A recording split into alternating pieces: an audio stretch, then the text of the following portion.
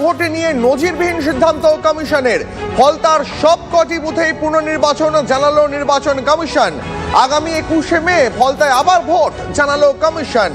আমরা চলে যাবো এই মুহূর্তে সরাসরি আমাদের প্রতিনিধি শ্রাবন্তীর কাছে আরো বিস্তারিত জানতে। শ্রাবন্তী, আদিপ, নজিরবিহীন বলা হচ্ছে তার একটাই কারণ যে শুধুমাত্র যে 285টি বুথ যেটা ফলতায় রয়েছে সেই সবকটি বুথেই পুনর্নির্বাচন, অর্থাৎ একটা গোটা অ্যাসেম্বলিতে পুনর্নির্বাচন, বিধানসভা ক্ষেত্রে পুনর্নির্বাচন, এটা যে শুধু এইরকম নয়, একই সঙ্গে এই প্রথমবার পশ্চিমবঙ্গ বিধানসভার যে কাউন্টিং গণনা সোমবার হবে, সেখানে 293টি জায়গায় গণনা হবে।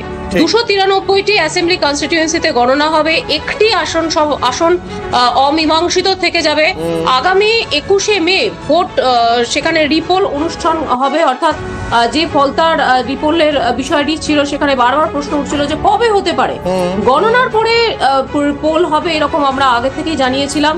সেই মোতাবেক পোল হচ্ছে এবং সেটা হচ্ছে 21শে মে 2026, এই মাসেরই 21 তারিখে হবে। 24 তারিখে ফল ঘোষণা হবে। একেবারে বেনজির, এই বিষয়ে কোনো সন্দেহ নেই। আমাদের সঙ্গে থাকো প্লিজ। এই মুহূর্তে বিজেপি নেতা সজল ঘোষ রয়েছেন আমাদের সঙ্গে।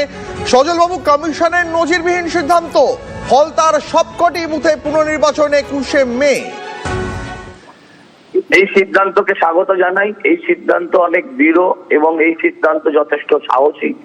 কারণ সেখানে যেভাবে বিশেষ করে হিন্দুদের ভোট দান থেকে যেভাবে বিরত করা হয়েছিল, যেভাবে মা বোনেদের ওপর হামলার ভয় দেখানো হয়েছিল, যেভাবে হুমকি দেওয়া হচ্ছিল, সেখানে এই নির্বাচন এইভাবেই করা উচিত। একে আমরা স্বাগত জানাচ্ছি। বেশ, সজল বাবু অনেক ধন্যবাদ আপনাকে। আরো একবার সরাসরি চলে যাবো এই মুহূর্তে। শ্রাবন্তী আমাদের সঙ্গে রয়েছেন। শ্রাবন্তী, যেমনটা একটু আগে তুমি জানাচ্ছিলে, আগামী 4 মে মানে সোমবার যখন গোটা রাজ্যের গণনা হবে, তখন 293টি আসনের ভোট গণনা হবে। কতটা নজিরবিহীন এটা? দীপ, যেটা প্রাথমিকভাবে ধরে নেওয়া হচ্ছে যে এটা নিয়ে খুব স্বাভাবিকভাবেই আগামীকাল থেকে রাজনৈতিক দলের অন্তত কয়েকটি পক্ষ তো রীতিমতো সরব হবে যে এটা কিভাবে সম্ভব।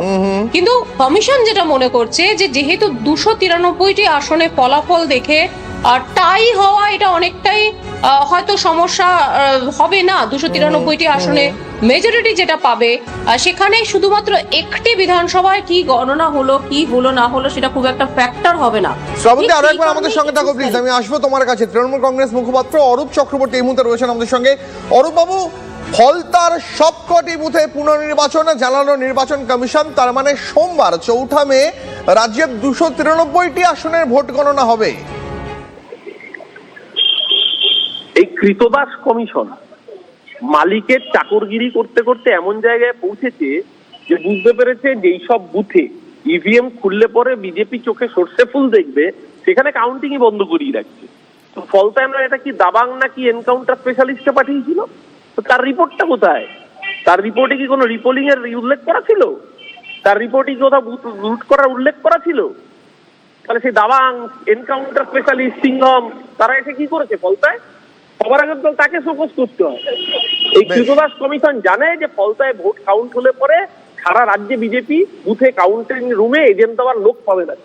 তার জন্য এই নির্লজ্জ প্রয়াস, এই কৃতদাস কমিশনের গালে বাংলার মানুষ 4 তারিখে সজোরে রাজনৈতিকভাবে চপেটাঘাত করবে এবং ওদের মালিক বিজেপিকে বঙ্গোপসাগরে নিক্ষিপ্ত করবে। ধন্যবাদ অরূপ বাবু।